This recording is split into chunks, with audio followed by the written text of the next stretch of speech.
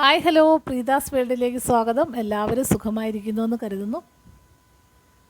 വീട് നമുക്ക് എങ്ങനെ വൃത്തിയാക്കി വെക്കാം എന്നതിനെക്കുറിച്ചുള്ള ഒരു വീഡിയോ ആണ് ഇന്ന് ഞാനിവിടെ ഉൾപ്പെടുത്തിയിരിക്കുന്നത്. ഞാൻ എങ്ങനെയൊക്കെയാണ് വീട് വൃത്തിയായി ഇരിക്കാൻ ചെയ്യുന്നത് എന്നതിനെക്കുറിച്ചാണ് ഇന്ന് ഞാനിവിടെ കാണിക്കുന്നത്. രാവിലെ എഴുന്നേൽക്കുമ്പോൾ തന്നെ നമ്മുടെ കിടന്ന ബെഡ്ഷീറ്റ് നന്നായിട്ട് വിരിച്ചിടണം. അതിങ്ങനെ ചുളുങ്ങി ചില വീടുകളിലൊക്കെ കണ്ടിട്ടുണ്ട്. രാവിലെ എഴുന്നേൽക്കുമ്പോൾ തന്നെ ബെഡ്ഷീറ്റ് അതേപോലെ ഇട്ടിട്ട് അങ്ങ് എഴുന്നേറ്റ് പോവും. അങ്ങനെയല്ല, നമ്മൾ കിടന്ന ബെഡ്ഷീറ്റ് നന്നായിട്ടൊന്ന് വിരിച്ച് നല്ല വൃത്തിയാക്കി അത് വയ്ക്കണം. പിന്നെ ഇതുപോലെ പുതയ്ക്കാനെടുത്ത പുതപ്പുണ്ടെങ്കിൽ അത് നന്നായിട്ട് ഒന്ന് നാലായിട്ട് മടക്കി നമ്മൾ ആ ബെഡിൽ തന്നെ ഒന്ന് വെക്കേണ്ട സ്ഥലത്ത് വെക്കണം. ഇത് നമ്മൾ കൊച്ചു കുട്ടികളെയും ചെറിയ നാളിൽ തന്നെ ഇങ്ങനെ ശീലിപ്പിക്കുകയാണെങ്കിൽ അവർ വലുതാകുമ്പോൾ അവരും അത് ചെയ്ത് പൊയ്ക്കോളും. ആദ്യമൊക്കെ കുട്ടികൾക്ക് മടി കാണും, എങ്കിലും നമ്മളത് ശീലിപ്പിക്കുകയാണെങ്കിൽ പിന്നെ അതൊക്കെ തന്നെ ചെയ്തോളും. പിന്നീട് ജനലൊക്കെ തുറന്നിട്ട് ഇതുപോലെ കർട്ടനൊക്കെ നീക്കി കുറച്ച് വായുവൊക്കെ ഉള്ളിലേക്ക് വരാൻ വേണ്ടിയിട്ട് ചെയ്യണം.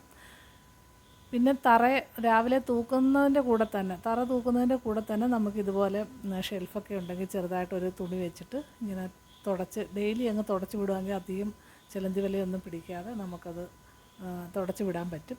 ഞാനങ്ങനെയാണ് മിക്കവാറും നമ്മുടെ കണ്ണിൽ കാണുന്ന കൊച്ചു കൊച്ചു ചിലന്തി വലകളൊക്കെ ഉണ്ടെങ്കിൽ ഇതുപോലൊരു തുണി കയ്യിലെപ്പോഴും വെച്ചേക്കും. അത് വെച്ചിട്ട് ഇങ്ങനെ ഒന്ന് തുടച്ച് വിടും. അതിൻ്റെ കൂടെ നമ്മൾ തറയൊക്കെ തൂത്ത് പോവുകയും ചെയ്യാം. അപ്പോഴും ഡീപ്പ് ക്ലീനിങ് ആയിട്ട് ചെയ്യുന്ന ദിവസം അത് ആഴ്ചയിലോ മാസത്തിലോ ഒക്കെ ഒരു ദിവസം നന്നായിട്ട് ചെയ്യും. അല്ലാത്ത ദിവസമൊക്കെ ഡെയിലി ഇങ്ങനെ ചെറുതായിട്ടൊക്കെ ഒന്ന് ചിലന്തി വല, അതേപോലെ ടി വിയുടെ സൈഡിലൊക്കെ ഉണ്ടെങ്കിൽ അതുമൊക്കെ ഒന്ന് ചെറുതായിട്ട് നമുക്കിതുപോലെ അങ്ങ് തൂത്ത് പോകാവുന്നതേ ഉള്ളൂ. അപ്പോഴും പെട്ടെന്നൊരു അഴുക്കായിട്ട് നമുക്ക് ആരെങ്കിലും ഇങ്ങോട്ട് നോക്കുമ്പോൾ കാണുന്ന രീതിയിലുള്ള ചിലന്തി വലകളൊക്കെ ഉണ്ടെങ്കിൽ അത് നമുക്ക് ഇങ്ങനെ ചെറിയ രീതിയിൽ അടിച്ച് അന്നേരം തന്നെ അങ്ങ് തൂത്ത് വരുന്നതിൻ്റെ കൂടെ ചെയ്യുകയാണെങ്കിൽ അതൊക്കെ നല്ല വൃത്തിയായിട്ട് തന്നെ ഇരിക്കും. അതുപോലെ ടി വി സ്റ്റാൻഡിൻ്റെ അവിടെയുള്ള പൊടികളെ അതൊക്കെ അന്നേരം തന്നെ എല്ലാ ദിവസവും ചെയ്യുകയാണെങ്കിൽ നമുക്ക് അത്ര പൊടിയായിട്ടൊന്നും തോന്നത്തില്ല. പിന്നീട് ഇതുപോലെ സെറ്റിയുടെ മുകളിലുള്ള ചെറിയ ചെറിയ ചിലന്തി വലകൾ, അതുപോലെ പൊടി. പിന്നെ കുട്ടികളൊക്കെ വീട്ടിലുണ്ടെങ്കിൽ ഇതുപോലെ എന്തെങ്കിലും ആഹാരങ്ങളൊക്കെ കഴിച്ചിട്ട് അവിടെ പൊടി, മിച്ചറ്, അതേപോലെ എന്തെങ്കിലും തിന്നതിൻ്റെയൊക്കെ പൊടികൾ കാണുമല്ലോ, അതൊക്കെ ഇതുപോലെ ഒരു ചെറിയ തുണി വെച്ച് നമുക്ക് തട്ടി കളഞ്ഞ് വൃത്തിയാക്കാവുന്നതേ ഉള്ളൂ.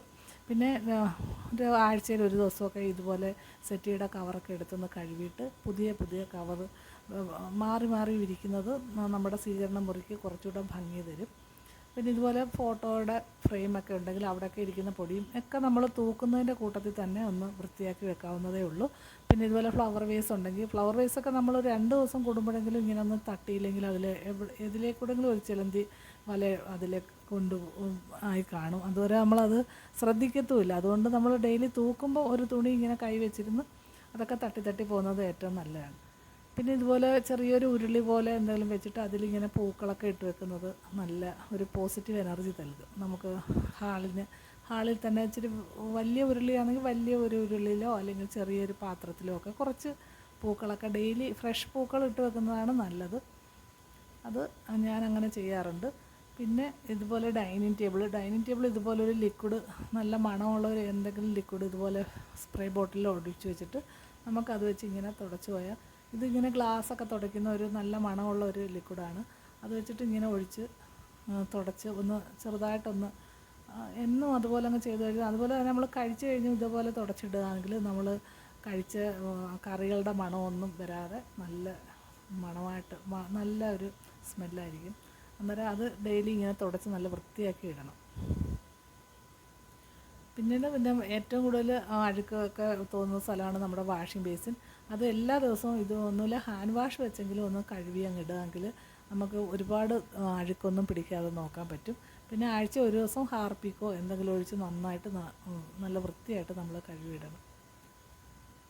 അപ്പോൾ അത് നല്ല വൃത്തിയായിട്ടിരിക്കും. പിന്നീട് അതിനകത്ത് നല്ല സ്മെല്ല് വരണമെങ്കിൽ നമുക്ക് പാറ്റ ഗുളികയോ അതുപോലെ എന്തെങ്കിലും 1-2 3 അതിനകത്ത് ഇട്ടിരുന്നാൽ മതി. അപ്പോൾ നല്ല ഒരു മണവും കിട്ടും. ഇതെല്ലാ ദിവസവും രാവിലെ നമ്മൾ മുഖം കഴുകുമ്പോൾ തന്നെ അത് ഞാൻ എന്നും രാവിലെ തന്നെ ഇതുപോലെ എന്തെങ്കിലും ഒരു ലിക്വിഡ് ഉപയോഗിച്ച് ഒന്ന് ചെറുതായിട്ട് കഴുകിയിടാൻ ശ്രമിക്കാറുണ്ട്. ഇതൊക്കെ എല്ലാ വീട്ടമ്മമാരും ചെയ്യാൻ. പിന്നെ വീട്ടിൽ ഒരാൾ മാത്രം വിചാരിച്ചാൽ എന്തായാലും വീട് വൃത്തിയായിരിക്കത്തില്ല.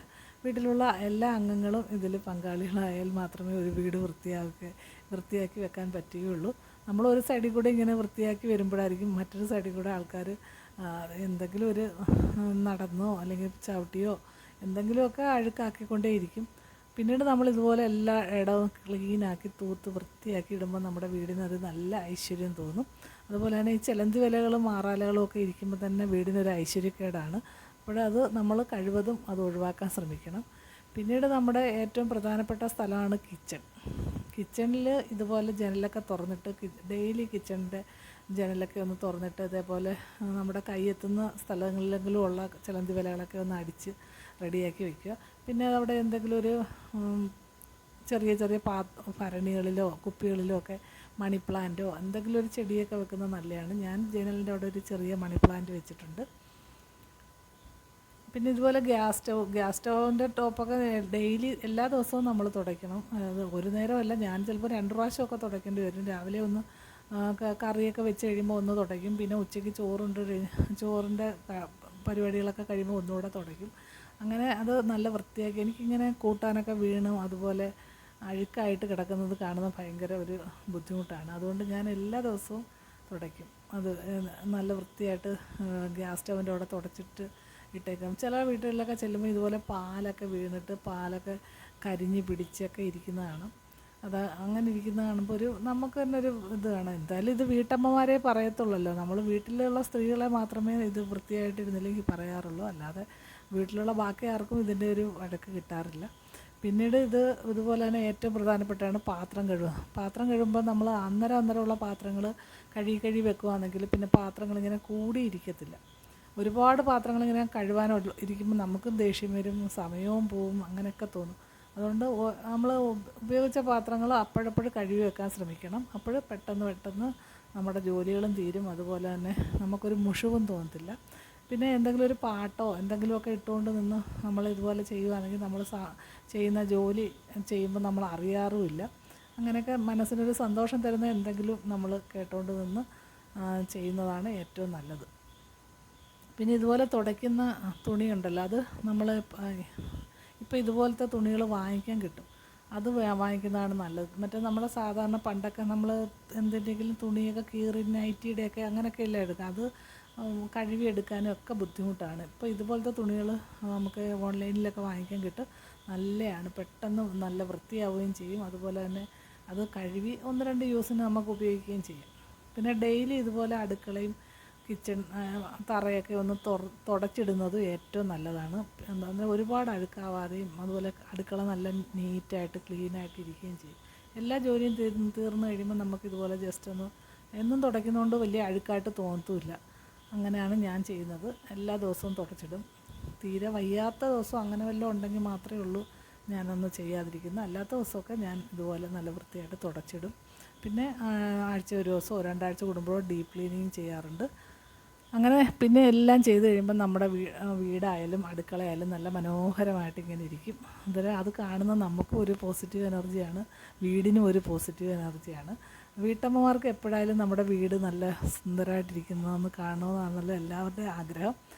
പ്രത്യേകിച്ച് എനിക്ക് അങ്ങനെയാണ് കേട്ടോ. അതുകൊണ്ട് എല്ലാവരും ഞാൻ ഈ ചെയ്ത കണക്കുള്ള ടിപ്പുകളൊക്കെ ചെറുതായിട്ടൊന്ന് ചെയ്ത് നോക്കും. നമുക്ക് ഒരുപാട് ബുദ്ധിമുട്ടില്ലാതെയും ഒരുപാട് വിഷമമില്ലാതെയും നമ്മുടെ വീട് ഒരുവിധം വൃത്തിയായിട്ടിരിക്കാൻ നമുക്ക് കഴിയും. അതുകൊണ്ട് എല്ലാ വീടുകളും നല്ല വൃത്തിയായിട്ടിരിക്കാനുള്ള എല്ലാ ശ്രമങ്ങളും ചെയ്യുക.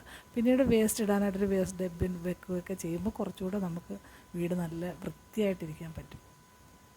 എൻ്റെ വീഡിയോ ഇഷ്ടപ്പെട്ടു